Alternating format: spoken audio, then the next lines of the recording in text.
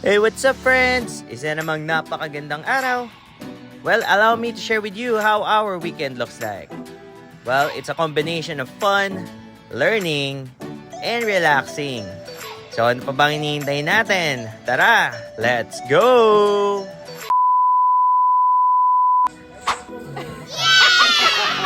Pwede pala ni Tito Alan. Oy, Bella. Ano dito? Ako, first time kumating ng Paris na to. First time. Wala bang para sa Saudi? Wala. Kasi bawal na bawal to sa akin. Bakit? Taba, sa Camaro. Saka ang laman loob ko eh. Ayun na, ayun na. Ayan. Sa subong umuwi. Kinakabahan, kinakabahan. Si, Kinakabahan. si. Happy birthday to you!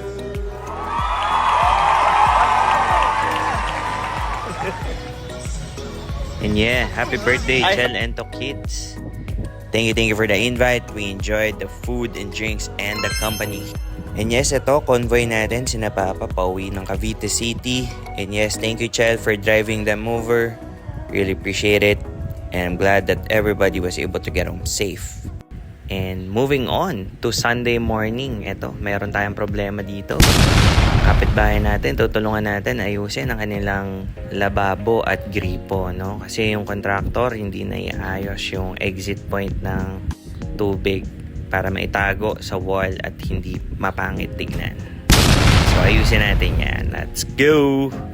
Ito ang pinakamagandang gawin kapag may konti kang hangover para matanggal ang mga alak na nainom mo, no? So, of course, kailangan may gloves tayo dyan para safe tayo. Yan, ready na tayo. Let's go!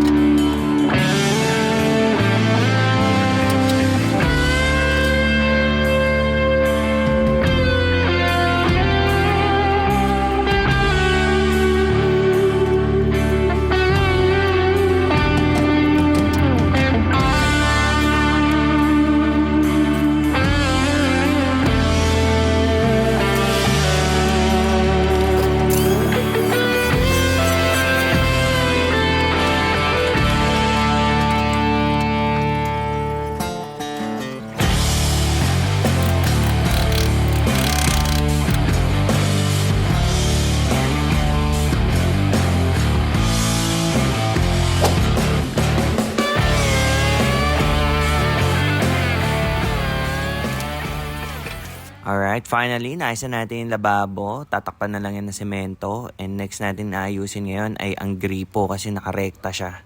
O, di ba? Ang galing-galing.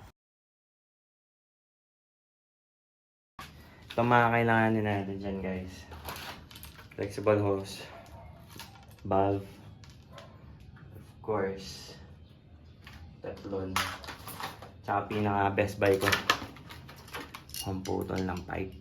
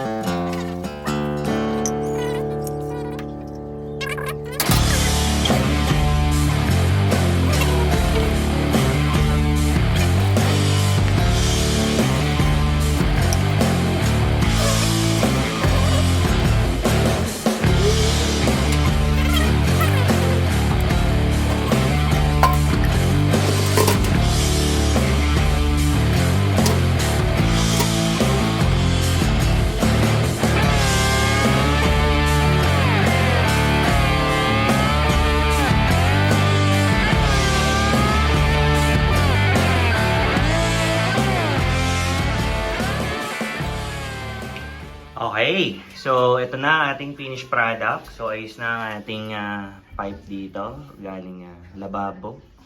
Ayan ang drain niya. Ito na siya sa baba. Diretso na yun doon. So, drainage. And also, ating lababo. Ayan. Yung flexible hose natin, installed na rin sa ating gripo. Ayan, walang leak. Ayan siya. And, yeah. Pwede na. Ayan. Tuloy-tuloy lang siya. Alright. Diba? So, importante, matuto din tayo. Research lang para kapag may mga gusto tayong gawin na hindi masunod ng mga gumagawa, pwede natin i-DIY. Ayan. So, yun lang naman. Thank you. Alright. Dito naman kami pagtapos ng magtobero. Sosyalero ka na. Baka wala tayo pambayad dito, B, ha? Iwan muna kita dito. Ugas ka plata. Summer, 45K pa siya, magbabago daw. Ito daw yung ngayon niya, 11. Lights. Light. Ang video pala. Wala, meron ako ipang-intro na ako ng video mo. So after a long day ng pagtutubero, tayo nga ay lalabas naman para makapag-relax, no? So kasama natin ngayon si Lloyd and Sam, and it's the extended birthday celebration na rin to ni Papi Lloyd. So dito kami napadpad sa may Tagaytay. Tawag dito sa kainan na to ay Ripchon. First time namin dito actually, kaya we're excited to try their dishes dahil they mentioned they're unique and masasarap. So ito ang ating order, lechon kawali, lechon paksiw, and of course their famous okoy.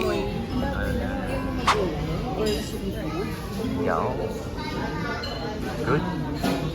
And yes, hindi naman nakaka-hybrid ang mga in-order namin, no? Kaya for today's video, kami nagdagdag ng dinakdakan. And yes, ito yung dinakdakan na hubad.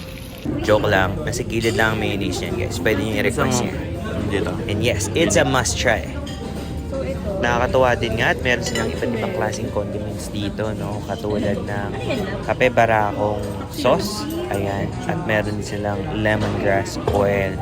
At yun ang pinaka nagustuhan ko kasi nagko-complement yung lasa ng oil ng lemongrass sa may lechon kawali at sa dinakdakan nila. Ang weird ng kape barako.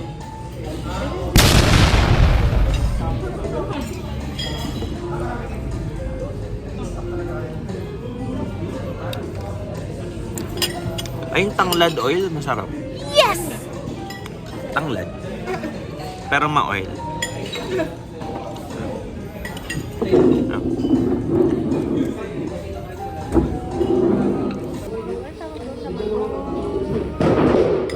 Di ko lang din talaga makalimutan yung lasa ng kanilang lechon kawali kasi sobrang lambot ng laman and at the same time super crispy ng kanyang balat. Katulad nung niluluto ni Ninong Ray yung texture ng kanyang balat.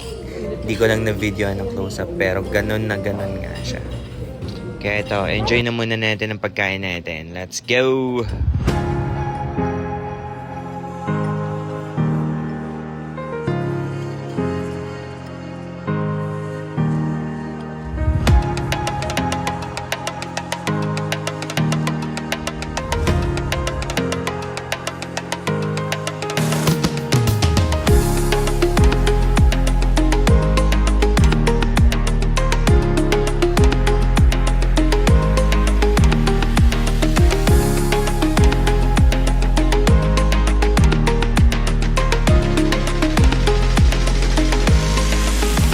And that okoy is a must try, guys, kung pupunta kayo dito sa Ripchon. Very affordable and napakarami, and at the same time super crispy at sarap niya.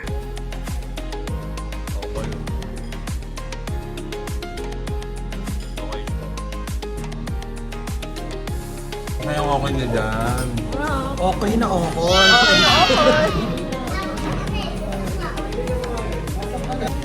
Full. Thank you, Lord. Kaway ka muna dito. Hello. Okay, video pala yan. Ano pa, Sir Mark, Sir Mark. Saling chan yan, punta kayo dito. And we're full again, thank you Lord. And yes, if you're looking for something different na matry sa Tagaytay, I would recommend this place for you and your family. For sure, kayo din ay mag-e-enjoy at masasarapan sa mga luto nila rito. And sure, Paul, no, we will definitely go back in this place that we were treated very well by the staff. Friendly and accommodating nila lahat. So shout out kina Kuya Mark sa dining crew ng Ripchon. We will see you guys again soon. Thank you, and we did really enjoy the food and the service. And of course, belated happy birthday kay Papi Lloyd. Thanks for the treat sa inyo ni Sam. And just after dinner nga tayo magpapahimagas, magpapatunaw saglit. We tried to visit the Starbucks Hiraya Cafe here in Tagaytay. And unfortunately, super dami pa rin ng tao kahit gabi na at around 8 p.m. ng Sunday, marami pa rin nakapila. So, we will try our luck next time and hanap tayo ng pwede nating matambayan at mapagkapihan. And fast forward nga, dito kami napadpad sa may Silang Cavite Starbucks branch. Take note guys, isa ito sa pinakamalamig na branch ng Starbucks na aking napuntahan. So kung bibisita din kayo dito, I suggest magdala kayo ng jacket para makapagtagal-tagal din kayo dito pag tumambay. Anong order mo?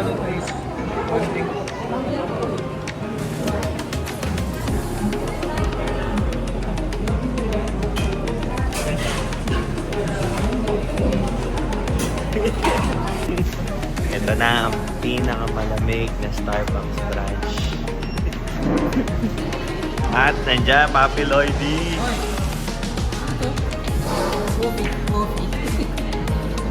Coffee foam. Oh. Ayan, ito mga tropa dyan. Tuturuan natin sa nauna. Alright. Mag-ano na lang tayo. Alabi, Ano kayo? ano ba pinaplano mo? Akala mo muna. Okay lang sana kung The best marketing strategy talaga, ang Starbucks. TG Floyd. Let's go! And that's our wrap guys ng ating weekend. Thank you so much for watching us mga friends. We will see you on our next video. So let's just continue my friends to stay humble, joyful, and above all, always do what makes you happy. Thank you again and we'll see you on the next one. Let's go!